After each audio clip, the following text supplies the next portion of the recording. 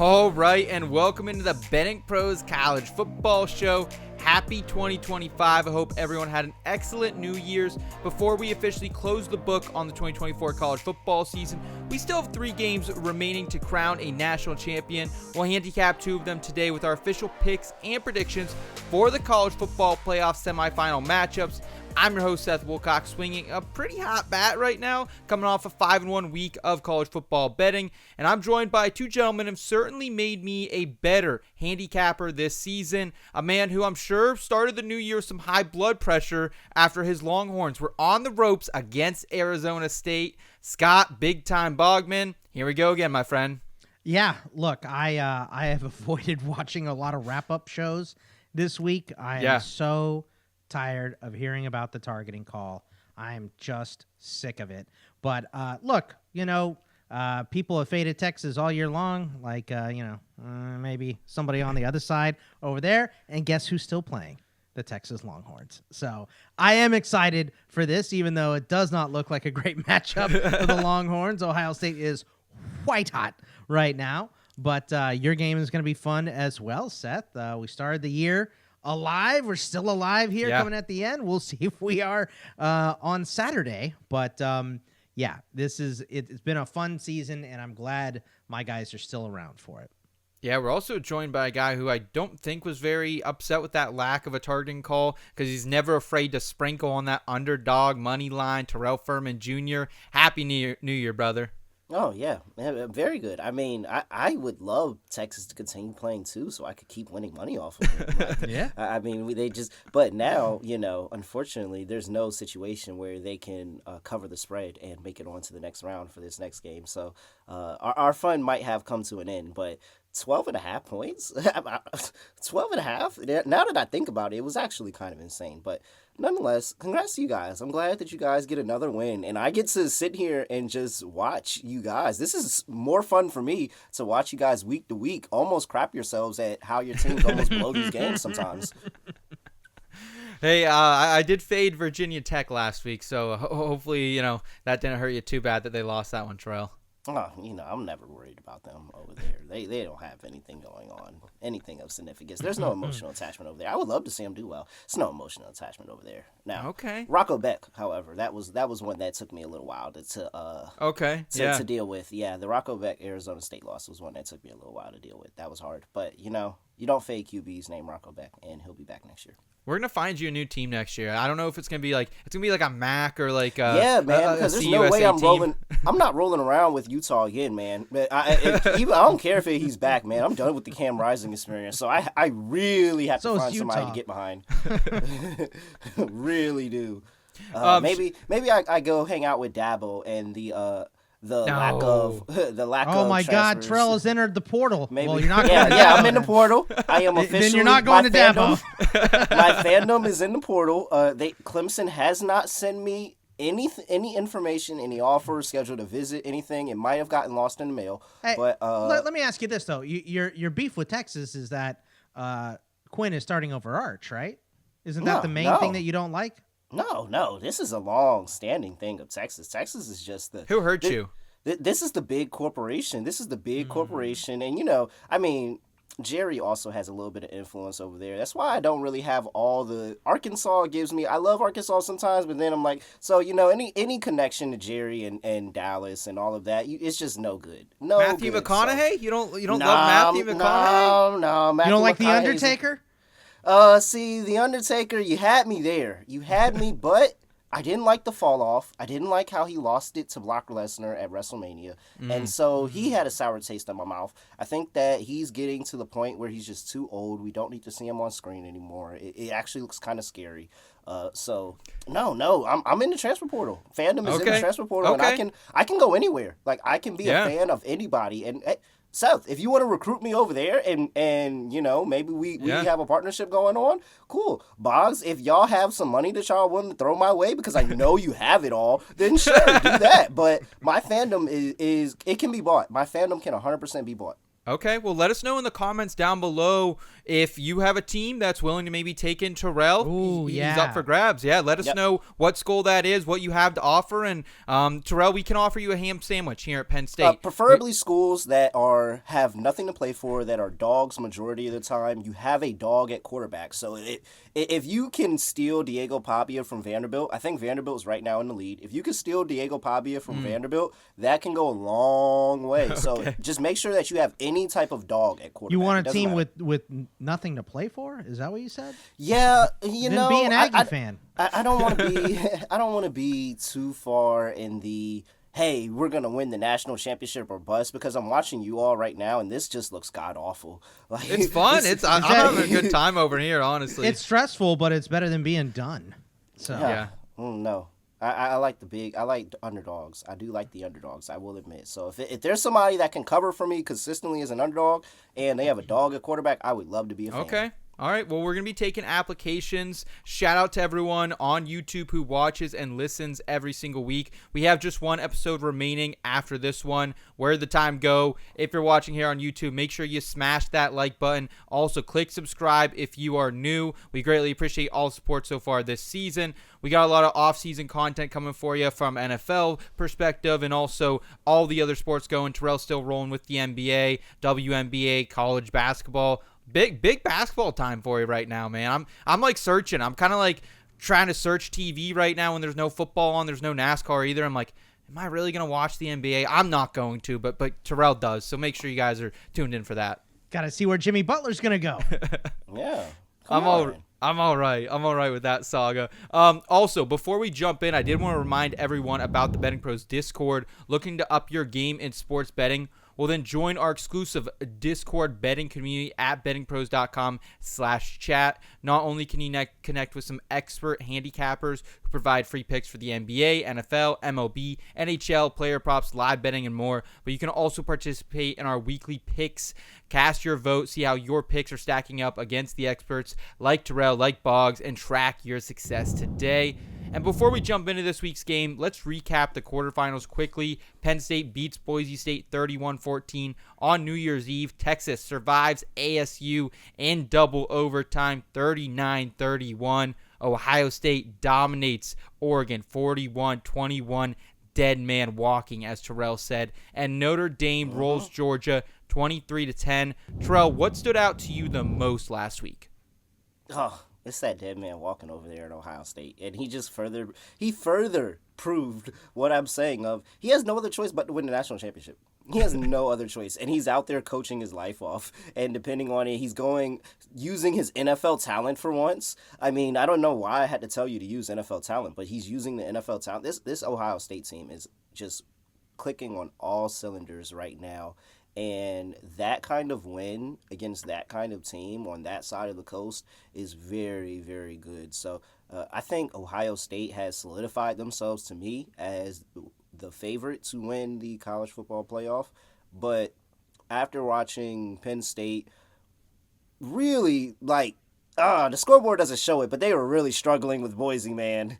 I don't know if they were struggling. I don't know if that's the word. I think the offense was not clean, and it feels like the receivers just made some really great plays. Like, what's that boy named Evans? Oh, my God. Amari Evans, yeah. Really, really, really good receiver. What about Tyler Warren's toe tap in the back of the end zone? That was a dot by your guy, Drew Allen. You're always throwing shade at him. They deserved the win, but when I sat there and I looked at the scoreboard, I'm like, man, there was at no point until the end of the game where I said, man, this Boise bet is out of reach. Like, I kept feeling like, hey, Boise can cover this. And if I feel like Boise can cover, I'm like, well, you really should have got him out of there, way earlier, but Boise was feisty.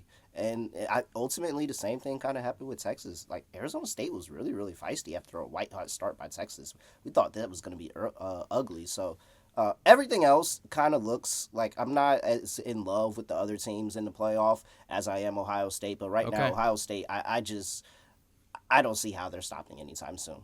Yeah. Boggs, what were your big takeaways? Of course, Cam Scadaboo almost brought Arizona State back. He ran for one, he threw one, and also was catching him all over the place as well. So tough day for a Longhorns fan, but how was the betting card? What are your big takeaways that bettors should keep in mind as we move forward with just 4 teams remaining in this thing? Yeah, I mean, I think the biggest thing, Terrell is right. It is the dominance of Ohio State. That was the most impactful thing that I saw this weekend for sure. Yes, Texas blew a lead late. That was not great. The terrible interception, the terrible call, like that when we should have been burning clock for Sark to call a pass play that was incomplete and then call another one that was incomplete. And once you make one bad decision, it just starts snowballing. Yeah. And then I was like, well, they're definitely tying this game, right? Yeah. 10 penalties, I think 7 of them in the fourth quarter and overtime. Just too many penalties for Texas. Penn State had a decent amount of penalties as well. I saw, Georgia just didn't have it. Like, I think their defense was national championship level. They put a little bit of a scare in Notre Dame, but Stockton just didn't have it, and too many drops. I don't even think Stockton was the problem. I think it was the playmakers were the problem for Georgia. And I mean, it was a great 4 games that we got. 3 of them weren't very close, and one of them almost stopped my heart. So that's kind of how I saw it. But I'm looking forward to these 2 games very much so. Yeah, my biggest takeaway on some of these teams that were eliminated was Georgia. Like, when I really sat back and thought about the season as a whole, I felt like there were more times that Georgia was just mediocre this season. Like, I felt like last year and the year before, there was like always great Georgia runs, and then maybe they'd have a trip up for a game or two where they kind of looked mortal. I feel like they looked mortal most this most this season. Yeah, and it's like they had the only times I felt like they really looked dominant was like second half of Alabama and then against Texas. Yeah, against Texas both times, right? No, just the first time. They did not look dominant. Okay, yeah, Texas should have won that game. They missed too many field goals and didn't score in the red zone. Like, they gave Texas opportunities, but that first Texas game was the game that they looked great, and then the second half against Bama, a game they lost, by the way. So it's just not the year. They lost too much on defense 2 years ago, and then last year they lost too much with Ladd and Bowers gone. So and they didn't have a dominant running back. O-line's still good. Couldn't figure out the quarterback situation. Gunnar Stockton was solid for them too. He was not bad. Yeah, that was really the thing for them too. They always had the weapons, the skill position players around quarterback, and never really like a great quarterback where they were able to figure. Like, come on, at the end of the day, and that was the reason why I was fading that Georgia team during that time. It was Stetson Bennett. Like, come on, am I really about to bet on Stetson Bennett in the biggest game and like we can? Like, are we serious? No, it was everybody else around them, and now they have an offense where everybody else around them is okay. Yeah, they need some more dogs. They need a lot more dogs. Hey, Georgia, get some dogs up there. I might be able to bring the dogs, actually. Dude, Kirby is you bring me in the organization as a super fan, and I might be able to get you some dogs in that building. So let's have a conversation, Kirby. Let's have a conversation. Terrell's bringing his own Louis this time, I think. Let's go, dogs! The updated championship future market does look like this. Currently, Ohio State -110 to win the national title. Notre Dame plus 390. Texas plus 425.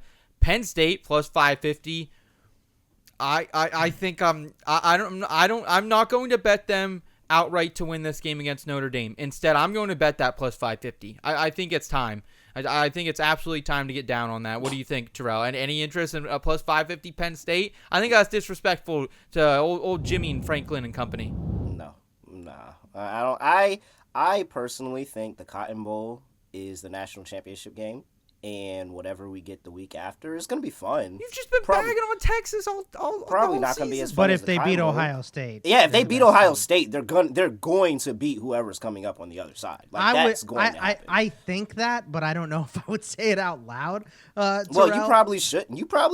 I wouldn't do anything to jinx anything Texas has going on if I were you. But I do think that. I do think the best odds are Penn State. That you have to win 2 games. You beat a lot of teams. You played Ohio State hard the first time you had them. I think this game against Notre Dame's a coin flip. So I don't hate those odds. I will say it's just hard to pick anybody but Ohio State right now. They just look too good. I could only play Texas on the other side. That is how far I believe that. The difference is between teams. Ohio State and Texas. And because Ohio State and Texas can get up defensively. Like, that's the thing. They have a level defensively that can hit. it's not I think always Notre there. Dame and Penn State do as well. No, they're great defensively. It's the fact that you're not going to be able to move the ball at all. Like, I don't think that Notre Dame or Penn State is going to consistently find offense against, at least to the level that they are going to need to for an Ohio State or Texas offense coming in. And so you're gonna have to ugly up that game the best way you can. And I just don't think you can hold down either one of those two teams for 4 quarters. All I think is that if you go to somewhere that aggressively hedges itself, like FanDuel, and lay that plus 550, and Penn State beats Notre Dame, you're getting a cash out probably 2 times your money, I would say, going into the national title game, or you can hedge yourself in the national title game. So that's kind of how I like to look at things a little bit there. But just wanted to kind of revisit that future market. We haven't talked about it in quite some time, so wanted to do that while we only have 2 games to handicap today. Before we continue, I did want to remind everyone about the college football podcast group we have going on right now. Sync your picks or use the quick pick feature on the BettingPros sports betting app, and you can get a chance to win some free prizes. Elevate your betting strategy and join the conversation today at bettingpros.com/college. All right, let's open up the semifinal slate with the Orange Bowl kicking off Thursday at 7:30 p.m. Eastern Time from Miami, Florida. Notre Dame opened as a half-point favorite against the Nittany Lions. This is now ballooned up to a 2-point line at some books. The total's also sitting right around 45.5 points at most shops. Penn State 13-2 straight up, 8-7 ATS. They beat SMU and Boise going away to get here. 25th in total offense, led by Drew Aller, who he finally says he's coming back, and now he's getting all this NFL draft buzz around him. I feel like the last couple weeks. Did y'all see anything from the game that made you say Drew Aller is the one that you want to draft? I feel like that you said Drew. So after watching, I took away that was like, oh wow, okay, Tyler Warren's gonna be really really good in the NFL. What was it? Evans is gonna have a possibility, and he could be really good. But I was like, the last person that was getting any of that was Drew Aller. I felt like he made some really good plays down the field. It feels like, to me, Aller's kind of transition. He's always been a bit conservative of a passer, and he always limits his interceptions a lot, like Aaron Rodgers or someone like that does in the NFL. But now he's starting to take a little bit more risk, shoot it downfield a little bit, which I like. The Nittany Lions also have the 6th-ranked total defense. However, star edge and projected top 5 pick Abdul Carter was injured in the Fiesta Bowl. He has been hinting on socials that he should be up for this game, though. Notre Dame, meanwhile, 13-1 straight up, 11-2-1 ATS, 3rd best ATS record in the nation, 49th in total offense, largely because of their rushing attack, and 8th in total defense. However, health is a concern for the Irish coming into this game. Running back Jeremiah Love limited to just 17 offensive snaps against Georgia with a knee issue. Tight end 2 Cooper Flanagan also out rest of season after suffering an Achilles tear. He was a big blocker for them in that run game. This comes a week after losing defensive tackle Riley Mills for the year. I think based on these teams' defenses and rushing attacks, I like the under 46.5 points at FanDuel. What say you, Bogman? That's the bet that I'm on as well, is the under. Nice. I think that's the best bet in this game because I truly think this game is a coin flip, right? These two teams, the way they operate, the way they come to the game, they are the Spider-Man meme of them pointing fingers at each other, right? It's run and play strong defense. And I think Penn State can run on anyone. Notre Dame has been great at stopping the run, right? And I'm not trying to take that away from them, but they've also been playing with leads late a ton. So teams abandon the run against you so statistically very good. They're also good, like PFF grade-wise. They're very good against the run. But they're 29th in grade, and statistically they are 34th. So, they're good. Penn State's better against the run, but they may be missing Abdul Carter. I know that Vader in the back to tank. I love it. I mean, I'm a Star Wars nerd through and through, so I love Abdul Carter using that. First of all, the bad guy implications of it, awesome. Back to tank, great. I love all that stuff. But is he going to be 100%? Is he going to play a half? Is he going to play a full game? Could he get use him on re-injured? third downs? Could he get re-injured? Right? There's a lot of questions there. But Jeremiah Love probably not playing at 100% if he even plays. He's been at practice in a brace, but it seems to get worse and worse on his knee all day. So I think the key to this game on defense for Penn State is stopping the run from Riley Leonard. And if you go through and you just take a look at quarterbacks against them, they haven't really had to deal with a running quarterback so much this season. And any quarterback that tries to run has been stoned. I mean, Kevin Jennings probably the best. 8 rushes for negative 25 yards, and that's with 3 sacks, which don't account for all of that, but they were getting after Kevin Jennings in that game. So I don't think Riley Leonard's going to have a lot of success. And on the other side, just looking at the rest of these, Madsen last week, 7 for negative 3, 6 for 17 for Gabriel. Brosmer, 6 for 3, only getting sacked 1 time. Will Howard, 12 for 24, taking 3 sacks. Like, they have not let the quarterback run. Riley Leonard is by far the best running quarterback paired with the O-line, because I do think Kevin Jennings probably like a better athlete, but Riley Leonard's run game has worked very well. So it's a big test for Penn State. Can they stop that? Because especially if Love is not 100%, that's a big-time explosive playmaker. I think this offense is going to grind down a little bit more against Penn State's defense. So that's a big matchup. On the other side, how does Notre Dame stop Penn State? You have to stop Tyler Warren, right? And that's the whole deal. Only Ohio State has really slowed down Warren. 39 receiving yards to the tight end are the most against Notre Dame this year, though. Wow. Army, Navy, Georgia Tech didn't allow a tight end catch to. I mean, Army and Navy, whatever, but Georgia Tech throws the tight end a decent amount. Delp last week, 2 targets for 2 catches, 18 yards. Lions and McRae for 2 for 1 and 11, 3 for 1 and 2. They just don't give up yards. They do not give up yards, and also to the tight ends, and also the quarterbacks don't turn the ball over. Like 2 of the lowest turnover-worthy play rates in the country between both these QBs as well. 8 total turnover-worthy plays for Leonard, 7 for Drew Aller.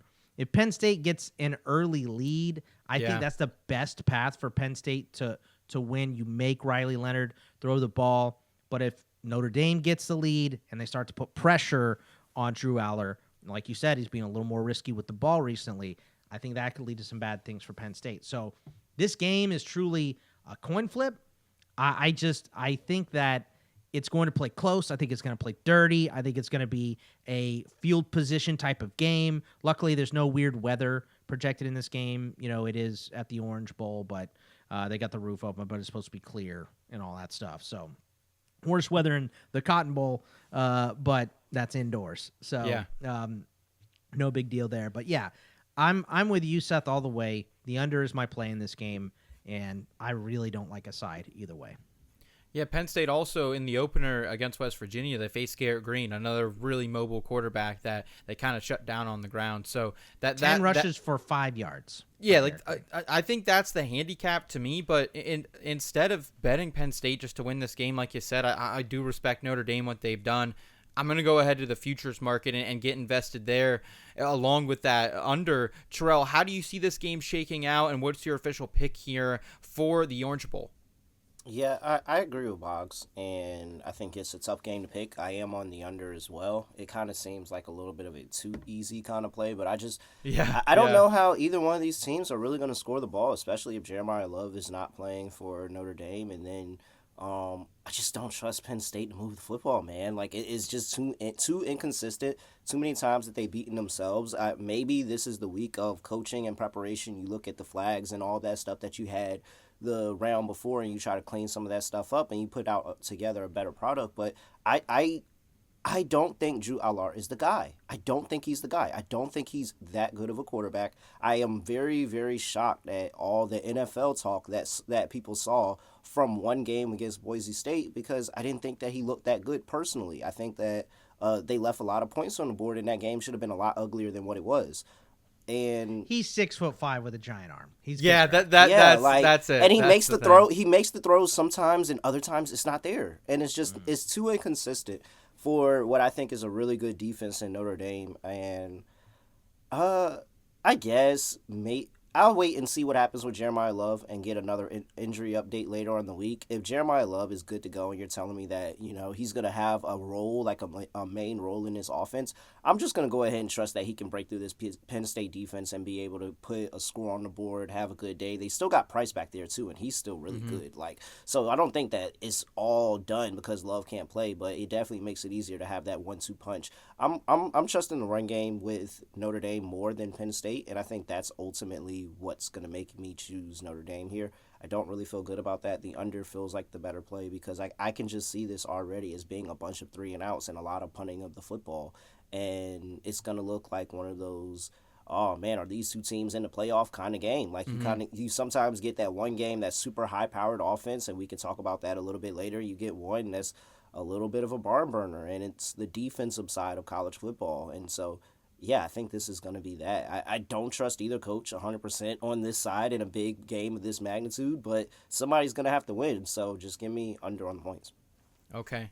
Yeah, I think that's the best way to go because I remember in the opening round, I was on the under against IU with Notre Dame. That came through. Boggs, I know you were on the under last week in the Notre Dame-Georgia game, which I should have came with you on that one as well because that was a slow-moving, slow-paced game.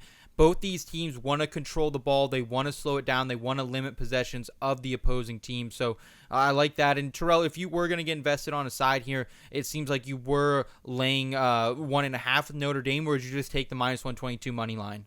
When it's that close, I'm probably just going to take a money line, pay a little bit of extra juice. But I can't see myself getting invested in the side until I know the status of Jeremiah Love. Like, Jeremiah Love is good enough of a player and a running back that I think he can have an impact on this game. One big run and score could be the turning tide. What he did against Indiana. Yeah, it could be the turning of the tide for the entire game, and that could easily switch it over to Notre Dame now on the other side of the ball, Penn State, and for you.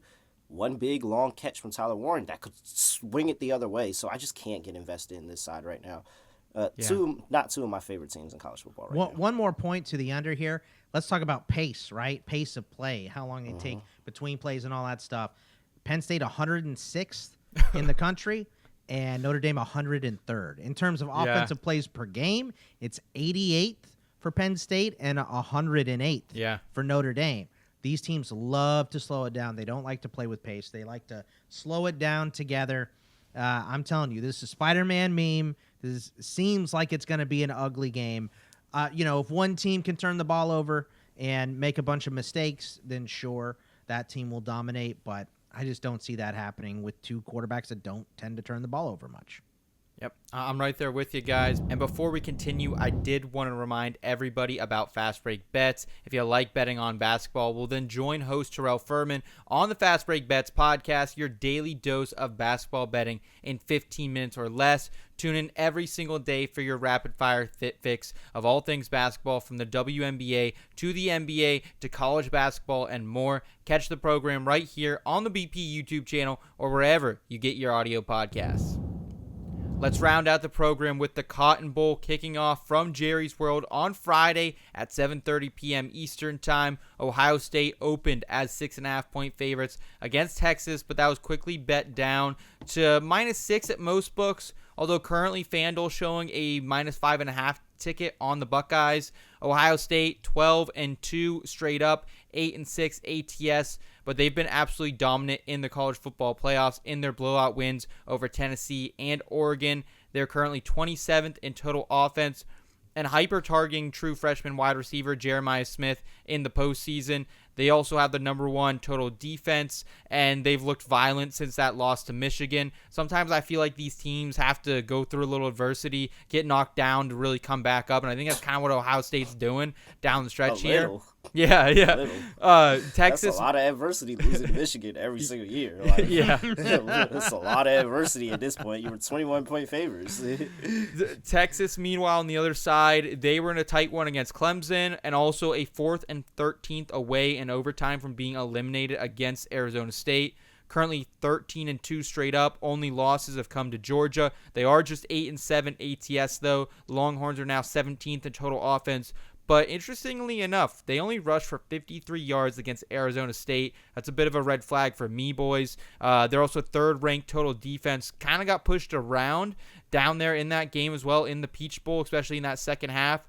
Tackles Kelvin Banks Jr., Cameron Williams back on the injury report for the Cotton Bowl. Terrell, I'm kind of at a loss of how to bet this game. What do you have for myself and the fine people out there? It's no reason to be at a loss. If it ain't broke, don't fix it. Don't fix it. Like, again, the day man, the Fighter of the eighth man. day of the week, the 8th day of the week. Yeah, Ryan Day, that one, 8th day of the week. He doesn't lose to anybody but Michigan, guys. It's only Michigan at this point. Like, I think that, yes, I believe in the adversity. You see this form of adversity, and it can bring a group stronger, and it can really, really lock you in. And I'm telling you, like, the fact that this team cannot beat this horrible Michigan team, and I'm going to keep saying it because they were so bad this year, and then they're doing this. It's like that he's pulled this locker room together, and they're not doing this for individual game. They're doing this for him. They're doing this for this team, and they're all completely bought in, and the offense is actually clicking. He has now gotten elite wide receiver, NFL wide receiver usage out of his wide receivers. There's still issues running the ball, but he's decided to overcome that by, hey, we're just going to be in a crazy offense and the run game is going to come and we'll break a big run here or break a big run there. We're not going to go away from it, but we're going to commit to it. Like, he's kind of settled this offense down and said, hey, let's play really good. And then he's getting very good complementary play on the defensive side of the football from a lot of really, really good athletes. Mm-hmm. And I think that here for Texas, the thing that makes me nervous is kind of the same thing for Ohio State, and really the note for me of the entire last 4 of the college football playoff is that none of these quarterbacks are anybody that I trust as far as I can throw them, to say the least. Like, nobody. I really don't trust any of these guys. There's a point in time where every single one of these quarterbacks could throw a pick 6 to the other team, and I would sit there and say, there it goes. I told you so. Yeah. Told you. Right there. I knew that wasn't that guy right there. Especially against these elite defenses, too. Yeah. And so that's what makes it nervous, and that's what makes it nervous that now we've gotten this spread, 6 against a Texas team that, hey, they've been able to capitalize. They played special teams well at times. But man, I can't fade Ryan Day here, man. This is a dead man walking. Like, this is a wounded animal in the streets, and he is fighting for his life game after game after game, and he somehow put on a better performance than he did against Tennessee, against Oregon. Like, yeah. I just have to assume. I have to assume that he's going to continue to keep this train rolling. I haven't seen anything else that has scared me too far. Will Howard is playing pretty all right. Just please don't turn the ball over. That's all I ask, Will Howard. Just don't turn the ball over. Boggs, a few things I want to ask you. One, is Jeremiah Smith maybe the best wide receiver you've ever seen in college football this early on? I mean, I feel like he could go to the NFL right now and be a wide receiver 1 really on every team, outside of the Bengals and a couple teams, the Cowboys, but he feels excellent. So what are your thoughts on Jeremiah Smith and his impact on this game? And then also, what are you doing from a betting perspective? Because I know you don't like to back the Texas Longhorns, but I know you also traditionally don't like to fade them either. Yeah, so, I mean, Jeremiah Smith is easily the best freshman wide receiver I've ever seen.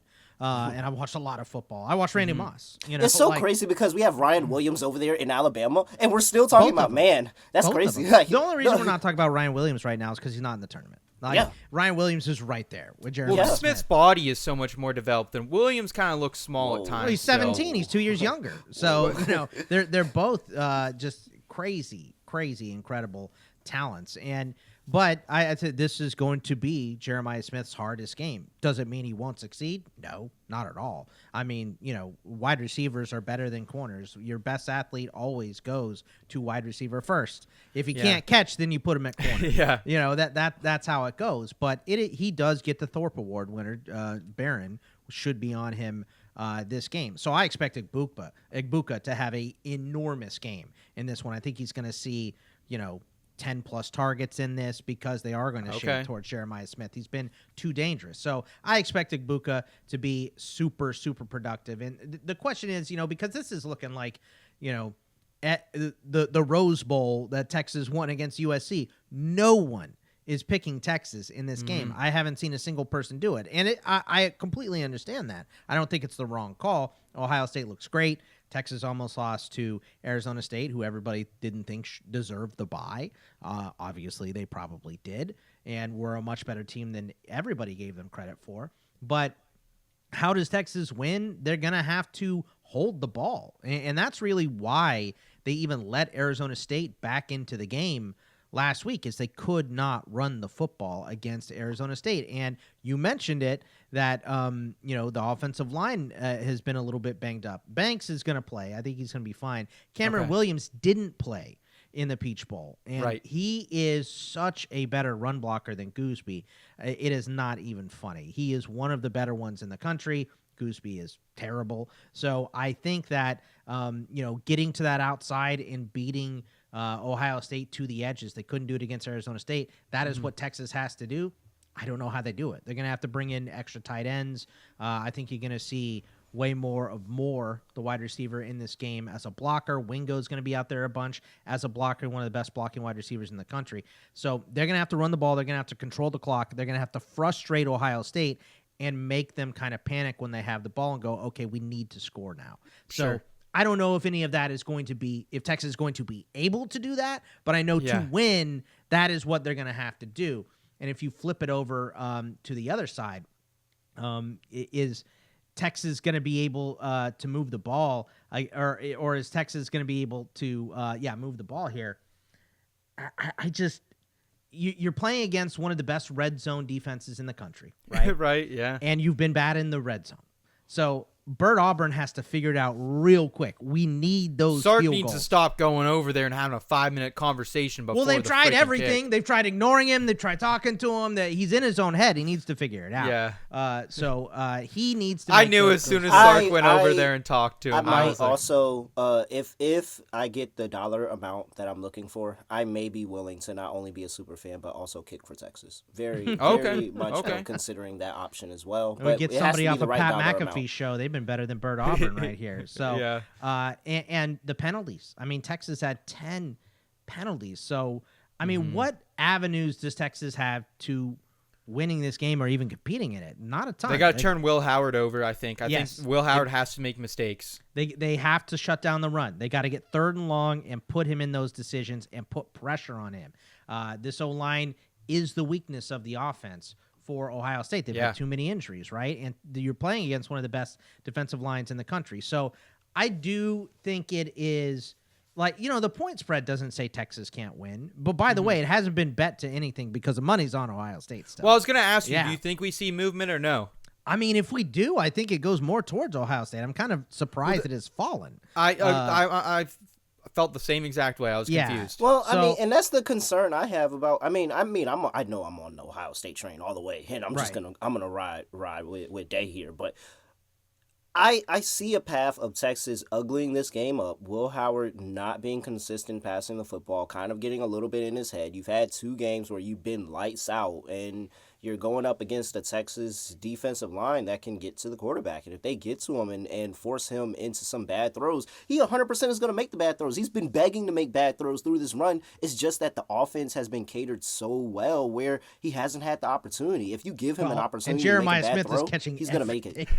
Yeah, if you give him an opportunity to make a bad throw, he's 100% going to make it. And that's the only concern I have with Ohio State. But, like, they're a wagon right now. It's scary. And the one thing that Texas has going for them against Ohio State is not on Texas' side. It's that Ohio State has been Jekyll and Hyde all year long. We've seen them do this. We've seen them go and look like the best team in the country by a wide margin, and then almost get beaten by Nebraska, Illinois, or Penn State played them real tough, right? Like they lost to Michigan as a 21-point favorite, as Terrell likes to tell us constantly. That's really that's a really bad loss. Like, it is. It's really one of the worst losses that I've ever seen. I think for this team, it's in the college football playoff. So it's not the shocking. It's not the most shocking thing ever. But although Michigan might be a wagon because they didn't even have any starters playing and just dismantled Alabama. That was my one bad beat of the week, man. Yeah, that's true. Michigan. The weather impacted that a little bit too, but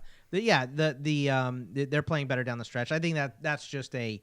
You have Saban preparing those guys so long for those bowl games, and then here's DeBoer, who got his team to the national championship. But, not a lot of people were giving Washington a lot of, not many people were picking Washington to beat Texas last year, and they did. So it's not an impossibility to see that in this round.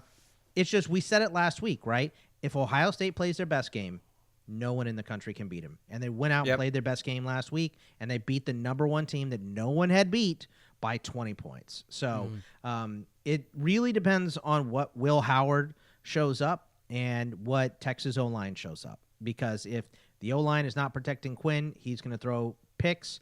And if they can't run, everything's dead. But if Texas can control the clock a little bit, make them panic, and then put pressure on Will Howard, they can be in this game. Win it? I don't know. But and use that tight end in the middle of the field, Texas. Use that tight end. Yeah, use him in the middle of the field. Barely had any catches last week. Really good, and that's going to be an X factor that they're really going to need. Nonetheless, because you can't throw deep against both these teams. These teams limit explosive plays, specifically Texas, but I don't know if anybody's limiting Ohio State right now. Yeah. So, Boggs, do you have a play on this one, or is this just a no bet for you? I think I would take the under. I think that's my pick because. Okay. I don't like either side. I don't like any bet. I'm probably a stay away, and I'm probably not playing it. I'd rather bet as we get closer to the top, it gets harder and harder and harder. Yeah. I would, if I'm betting with your cash, Seth, I'm taking Ohio State. But I can't do it with my cash. So okay. It's bad. All right. So lean from Boggs to Ohio State. Terrell, he's picking Ohio State. So. Oh, yeah, for sure. I'm laying it with Ohio State. By the way, Ohio State defense, I can see plus 380 for an Ohio State defensive touchdown. Where's Texas? Texas defensive touchdown. Plus 475. Oh, is this a 7-1 somewhere? No way. Might have to feed. I don't know if that 7-1 is real, but plus 475. Plus 475. That's probably going to get a pretty good investment from me. Both defenses score a touchdown. So yeah, my prop show will be out on Wednesday.